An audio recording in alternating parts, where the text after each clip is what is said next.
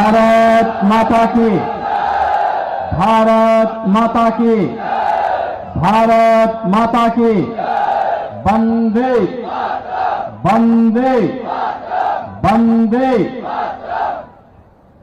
अमेठी की लोकप्रिय सांसद, केंद्रीय मंत्री, लोकसभा चुनाव 2024 में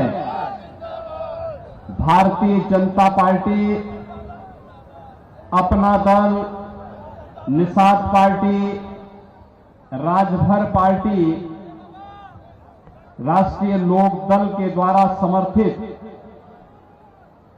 भारतीय जनता पार्टी की लोकप्रिय प्रत्याशी सम्माननीय श्रीमती स्मृति ईरानी जी,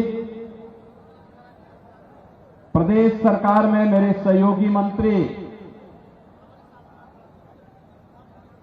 श्री महेंद्र शरण सिंह जी, माननीय विधायक श्री सुरेश पासी जी, श्री अशोक कोरे जी, विधान परिषद सदस्य श्री शैलेंद्र प्रताप सिंह जी, जिलाध्यक्ष भारतीय जनता पार्टी श्री राम प्रसाद मिश्रा जी, अध्यक्ष जिला पंचायत अमेठी श्री राजेश अग्रहरी जी, पूर्व जिलाध्यक्ष श्री दुर्गेश त्रिपाठी जी, पूर्व विधायक चंद्र प्रकाश मिश्र जी, पूर्व विधायक श्री तेजभान सिंह जी, नगर पालिका गौरीगंज के अध्यक्ष श्रीमती रश्मि सिंह जी, जिला पंचायत की पूर्व सदस्य श्री मुकेश सिंह जी, पूर्व मंत्री श्री जंग बहादुर सिंह जी, पूर्व जिलाध्यक्ष श्री दयाशंकर यादव जी और गौरीगंज अमेठी लोकसभा क्षेत्र से जुड़े हुए सभी उपस्थित बहनों और भाइयों, इतिहास का सृजन करने वाले अमेठी लोकसभा क्षेत्र से जुड़े हुए आप सभी बहनों और भाइयों का मैं हृदय से अभिनंदन करता हूं, स्वागत करता हूं। बहनों और भाइयों, आपने 2019 में एक क्रांतिकारी निर्णय लिया और उस निर्णय की धमक न केवल लखनऊ में थी बल्कि दिल्ली में भी सुनाई दे रही थी। बहनों और भाइयों, जब निर्णय सही होता है तो परिणाम भी सही होते हैं। पहली बार अमेठी वासियों के द्वारा जो निर्णय लिया गया, उस निर्णय ने साबित किया कि नहीं, अमेठी वासी अब भारत के विकास के सारथी बनेंगे, पिछलग्गू नहीं बनेंगे। और मैं बधाई दूंगा सम्माननीय श्रीमती स्मृति ईरानी जी को। उन्होंने 5 वर्ष में जितना दौरा अमेठी लोकसभा क्षेत्र का किया, कांग्रेस की 4 पीढ़ियां उतना दौरा संयुक्त रूप से नहीं कर पाई थी। एक सजग और जागरूक जनप्रतिनिधि कैसे होना चाहिए, केंद्रीय मंत्री के अपने दायित्वों का निर्वहन करने, मंत्रालय के कार्यक्रमों से पूरे देश का भ्रमण करने के बाद मैं देखता था हर सप्ताह उनका दौरा अमेठी लोकसभा क्षेत्र के किसी न किसी विधानसभा क्षेत्र, किसी न किसी विकासखंड में, किसी न किसी गांव में और किसी नई योजना के साथ यहां पर देखने को मिलता था। बहनों और भाइयों, ये चीजें दिखाती है कि कैसे जब अच्छे जनप्रतिनिधि चुनते हैं तो परिणाम भी अच्छा ही आता है। और उसी अच्छे परिणाम के लिए एक बार फिर से आपसे अपील करने के लिए मैं आपके बीच आया हूं। बहनों और भाइयों, लोकसभा चुनाव के 3 चरण पूरे हो चुके हैं।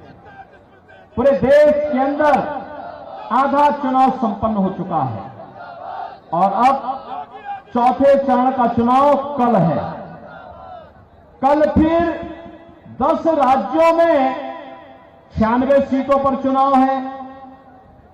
यानी अब तक तीसरे चरण आते आते जो अब तक देश के अंदर मोदी लहर थी, वो मोदी लहर अब एक सुनामी का रूप लेने जा रही है, क्योंकि जनता जनार्दन के मुंह से एक ही शब्द फूट रहा है और बहनों और भाइयों वह है कि फिर एक बार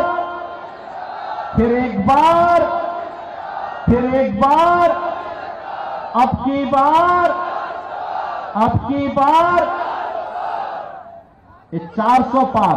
जब हम 400 पार की बात करते हैं तो कांग्रेस और इंडी गठबंधन को चक्कर आने लगता है कि 400 पार कैसे होना है।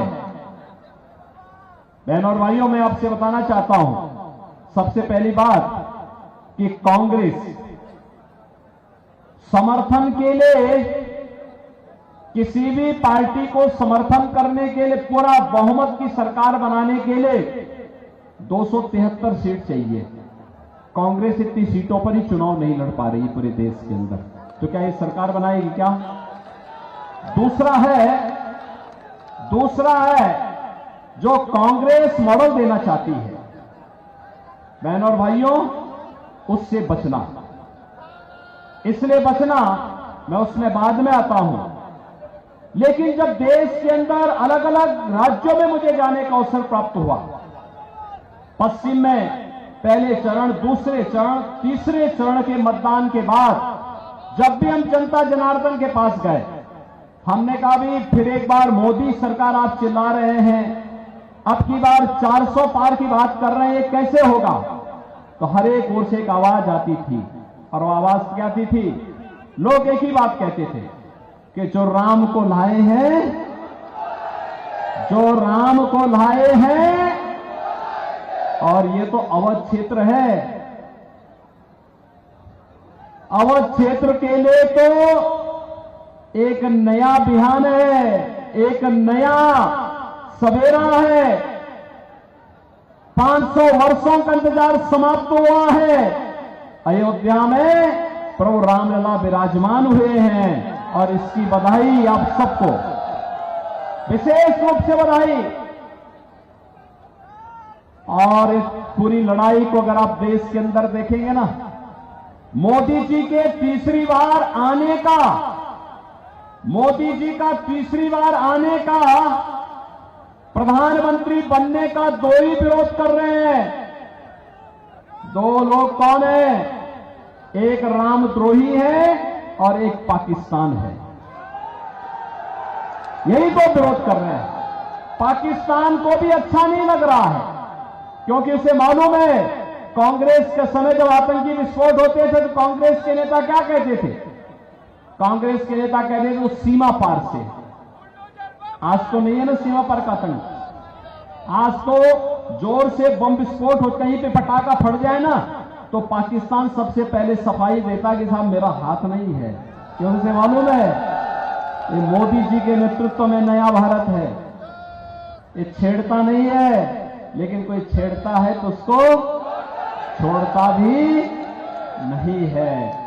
और इसलिए बहनों और भाइयों, तुलसी बाबा ने तो पहले लिख दिया है, हो है वही जो राम रची राखा। और प्रभु राम की इच्छा क्या है कि मेरा भक्त फिर से तीसरी बार देश का प्रधानमंत्री बने। तो भगवान राम के परम भक्त मोदी जी को प्रधानमंत्री बनाना है, तो इस इतिहास की भूमि में फिर से इतिहास रचना है ना। एक दूसरा है कि मोदी जी के नेतृत्व में देश का सम्मान बढ़ा, देश की सीमाएं सुरक्षित हुई, आतंकवाद नक्सलवाद पूरी तरह नियंत्रित हुआ, विकास के बड़े बड़े कार्य हुए हैं, highway, railway, metro, 1 district 1 medical college. बहनों और भाइयों, हर घर नल की योजना, हर तहसील में fire station, IIT, IIM, AIIMS, NIT world class university बन रही है। और गरीब कल्याणकारी योजनाओं की बात जो एक पाकिस्तान का राग अलाप रहे ना, इन कांग्रेसियों से पूछिए कि जिसको पाकिस्तान से प्यार है वो पाकिस्तान में जाए, लेकिन हिंदुस्तान में मोदी जी के नेतृत्व में 10 वर्ष के अंदर उतने गरीबों को गरीबी रेखा से उभारा है जितना पाकिस्तान की आबादी, उससे ज्यादा लोग, 25 करोड़ लोग गरीबी रेखा से ऊपर उठे भारत के अंदर। और पाकिस्तान के अंदर 23 से 24 करोड़ की आबादी भूखों मर रही है और भारत 80 करोड़ लोगों को फ्री में राशन की सुविधा का लाभ दे रहा है। यह है नया भारत। 5 लाख रुपए की आयुष्मान भारत की सुविधा और देश के अंदर 60 करोड़ लोगों को किसान सम्मान निधि, 12 करोड़ परिवारों को, 12 करोड़ घरों में देश के अंदर शौचालय और 4 करोड़ घरों को, 4 करोड़ गरीबों को घर, 1,14,000 तो अकेले अमेठी में बन गए। क्या कर रहे थे कांग्रेसी खानदान? क्या कर रहे थे लोग? यहां के गरीबों को मकान नहीं दे सकते थे, यहां के घरों में पानी नहीं पहुंचा सकते थे, नारी गरिमा के प्रतीक शौचालय नहीं बना सकते थे। लेकिन नहीं, ये तो दादी ने जो नारा दिया था 1970 में, पोता भी वही रखता जा रहा है। और जब इनसे पूछा गया कि क्या करेंगे, उन्होंने कहा गरीबी एक झटके में मिटा देंगे। कहा कैसे मिटाएंगे? उन्होंने कहा संपत्ति का सर्वे करवाएंगे। सर्वे करा करके और फिर इनके बुद्धिदाता आ गए, जैसा नाम वैसा काम। यानी उसने क्या कहा? कहा एक विरासत टैक्स लगा देंगे। विरासत टैक्स का मतलब जानते हैं ना? आपके बाप दादों की, आपके पूर्वजों की जितनी जमीन और जितना भी मकान होगा, जितनी प्रॉपर्टी होगी, जितना जेवरात होगा, इसमें से आधे पर एक कांग्रेस के लोग जबरन कब्जा करने का प्रयास करेंगे। ये इनका विरासत टैक्स है। यानी अब इनके अंदर औरंगजेब की आत्मा भी घुस गई है, जो जजिया कर आप पे लगाना चाहती है। क्या आप इसको स्वीकार करेंगे? क्या अपनी संपत्ति का बंदर बांट करने देंगे? क्या कांग्रेसियों को गुंडागर्दी करने की छूट देंगे? क्या बहनों और भाइयों, कांग्रेस का घोषणा पत्र एक खतरनाक इशारा और करता है। कितना खतरनाक इनके मंसूबे हैं। इनके मंसूबे तो देखो क्या कर रहे हैं देश के लिए लोग। इन्होंने जब यूपीए की सरकार थी उस समय भी इन्होंने करने का प्रयास किया था। अनुसूचित जाति, जनजाति और पिछड़ी जाति के आरक्षण के अधिकार पर इन्होंने सेंध लगाने का प्रयास किया था। भारतीय जनता पार्टी और एनडीए ने उस समय विरोध किया था। हम लोगों ने कई दिनों तक संसद में विरोध किया। कहा था बाबा साहब भीमराव अंबेडकर ने कहा है, बाबा साहब भीमराव अंबेडकर ने क्या कहा था? धार्मिक आधार पर आरक्षण नहीं हो सकता। धार्मिक आधार पर आरक्षण नहीं हो सकता। कांग्रेस ने क्या किया था यूपीए सरकार के समय? पहले इन्होंने जस्टिस रंगनाथ मिश्रा के नेतृत्व में कमेटी गठित की और कमेटी ने क्या संस्तुति की? उस कमेटी ने कांग्रेस के नेताओं के कहने पर एक संस्तुति दी कि पिछड़ी जाति को मिलने वाला आरक्षण में से 6% मुसलमानों को दे देना चाहिए। भारतीय जनता पार्टी ने विरोध किया, कहा कि तो बाबा साहब की भावना के विपरीत है, संविधान के भावना के विपरीत है, ये नहीं होने देंगे। भारी विरोध हुआ, उसको नहीं ला पाए। इसके बाद इन्होंने प्रयास किया, जस्टिस राजेंद्र सच्चर की अध्यक्षता में एक कमेटी गठित की। इन्हें लगा कि धार्मिक आधार पर तो ये नहीं दे सकते, तो इन्होंने बैकडोर से क्या किया कि मुस्लिम समाज की कुछ जातियों को अनुसूचित जाति में शामिल करके अनुसूचित जाति के आरक्षण के अधिकार में सेंध लगाने का प्रयास किया। इसका भी विरोध किया गया और जब भारतीय जनता पार्टी ने विरोध किया तब इन लोगों के मंसूबे पर पानी फिरा। कांग्रेस फिर से कहती है जातीय जनगणना करेंगे। जातीय जनगणना क्यों करेंगे? क्योंकि जातियों को आपस में लड़ाएंगे। आपस में लड़ाने के बाद फिर कहेंगे कि भाई आप तो अपना पहले झगड़ा फरियाइए, और फिर आपस में झगड़ा लगा करके आपके आरक्षण को ये लोग फिर बांटेंगे। कोई मुसलमान को देगा, कोई किसी और को देगा, और फिर बंदर बांट करके आपसे कहेंगे कि भाई आपने तो झगड़ा था इसलिए हमने आपका दे दिया, और फिर भारत के नए विभाजन की नींव तैयार करेंगे। क्या आप इसको स्वीकार करेंगे? क्या हिंदुस्तान इसको स्वीकार करेगा? क्या बहनों और भाइयों, इनके मैनिफेस्टो में एक खतरनाक बात और देखने को मिली। कांग्रेस क्या कहती है? कांग्रेस कहती है अगर इनकी सरकार बनेगी तो वह अल्पसंख्यकों की रुचि के अनुसार खान पान की स्वतंत्रता देंगे। कौन सा ऐसा खान पान है जी जो बहुसंख्यक को ना पसंद हो और अल्पसंख्यक को पसंद हो?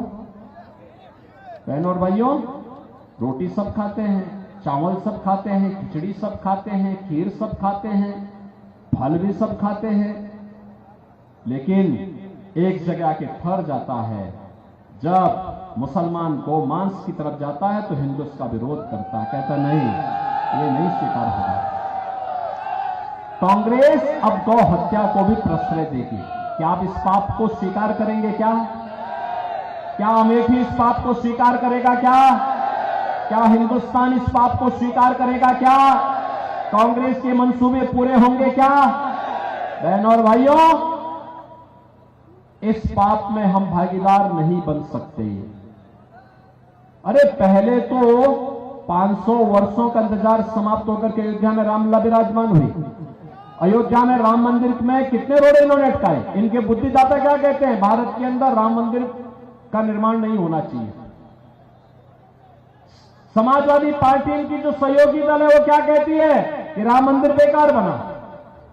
इन्होंने पहले राम के अस्तित्व पर प्रश्न खड़ा किए, फिर इन लोगों ने भारत के राम भक्तों पर गोलियां चलवाई, आतंकवादियों पर दायर मुकदमों को वापस लेने का कुत्सित प्रयास किया, और अब कहते हैं राम मंदिर के बनने पर ही प्रश्न खड़ा करते हैं। लेकिन बहनों और भाइयों, राम मंदिर का निर्माण हुआ है, आप सबको गौरव की अनुभूति हुई। आप अपनी पीढ़ी को बता पाएंगे कि हमने राम मंदिर को बनते देखा है, रामलला को 500 वर्षों के बाद विराजमान होते हुए देखा है। इतिहास बना रहे हैं आप, तो आप इतिहास बना रहे हैं।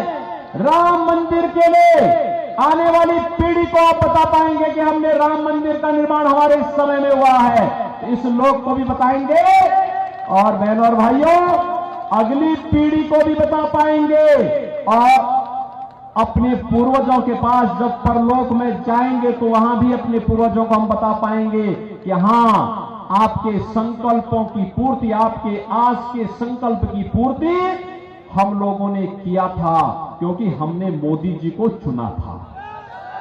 बोलेंगे ना? और बहनों और भाइयों, एक तो ये गौरव की बात, हमारे पुणे हमारे साथ जुड़ा है।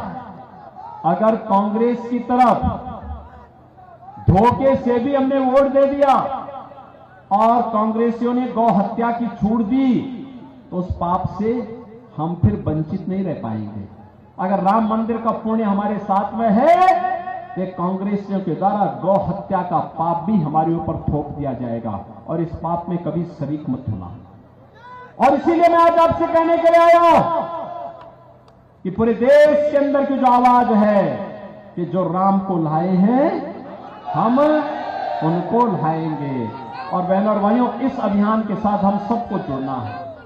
आप जुड़ेंगे? अमेठी जुड़ेगा? अमेठी ने जुड़ के दिखा दिया गत वर्ष 2019 में जोड़ करके देख लिया, और बहनों और भाइयों उसका परिणाम भी आपको मिला। इतना सक्रिय सांसद, यहां के विकास के लिए इतना आग्रही सांसद, अमेठी में हर योजना आनी चाहिए, इसके लिए लगातार जागरूक सांसद किसी संसदीय क्षेत्र को मिल जाए तो उसका सौभाग्य होगा।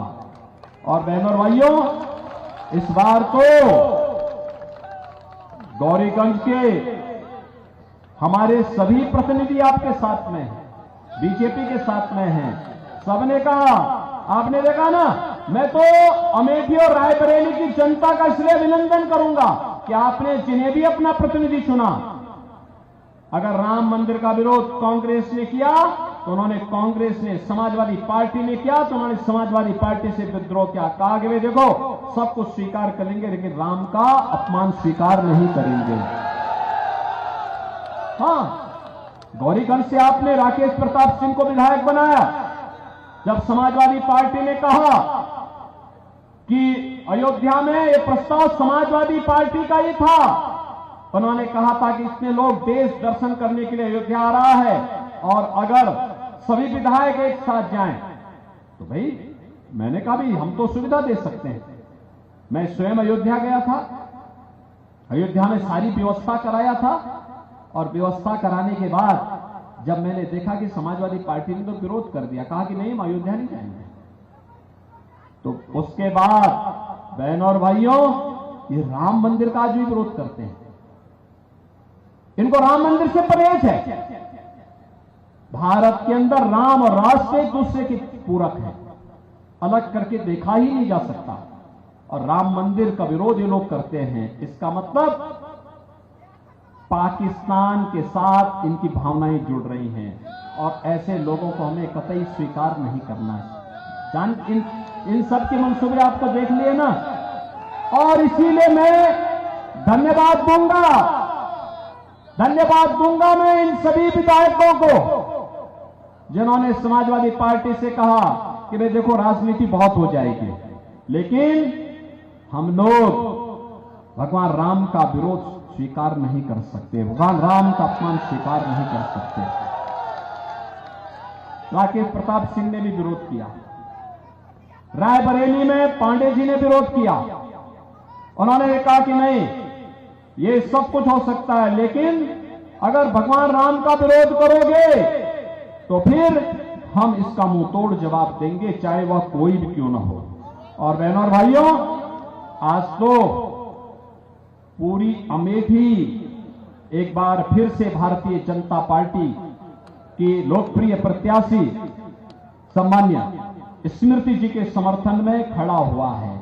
और इसलिए मैं आप सबके लिए आपसे अपील करूंगा कि बहनों और भाइयों, पंचम चरण में आपको मतदान करना है। एक चरण, चौथा चरण कल है और पांचवां चरण 20 मई को है। और 20 मई के लिए मैं आपसे अपील करूंगा, देश के सम्मान के लिए, देश की सुरक्षा के लिए, विकास के लिए, गरीब कल्याण के लिए, विरासत और विकास की बेहतर समन्वय के लिए, आत्मनिर्भर और विकसित भारत की मोदी जी की संकल्पना के लिए मोदी जी को तीसरा कार्यकाल चाहिए। और इसलिए बहनों और भाइयों, उस तीसरे कार्यकाल के लिए मोदी जी आपके द्वारा एक एक वोट जो दिया जाएगा ना, कमल के फूल पर अमेठी में जो पड़ेगा वो सीधे मोदी जी के पास जाएगा, मोदी जी को संबल प्रदान करेगा, मोदी जी को देश का प्रधानमंत्री बनाने में सहायक होगा। और इसके लिए आपको अपना समर्थन देना, अपना आशीर्वाद देना है। सहमत हैं? सभी सहमत हैं? पूरी अमेठी सहमत है? भारी बहुमत से एक एक घर जाएंगे, मोदी जी का प्रतिनिधि बनकर के, स्मृति जी का प्रतिनिधि बनकर के घर घर जाकर के अलग जगाएंगे, भाजपा को जिताएंगे, कांग्रेस के चटकारों की जमानत जब्त कराएंगे, आतंकवाद और पाकिस्तान समर्थकों की जमानत जब्त कराएंगे, अमेठी की जनता को विकास से वंचित रखने वालों की जमानत जब्त करवाएंगे। इसके लिए आपको सबको खड़ा होना पड़ेगा, वोट की रखवाली भी करनी होगी, कमल चुनाव चिन्ह को घर घर खिलाना होगा। सहमत है ना?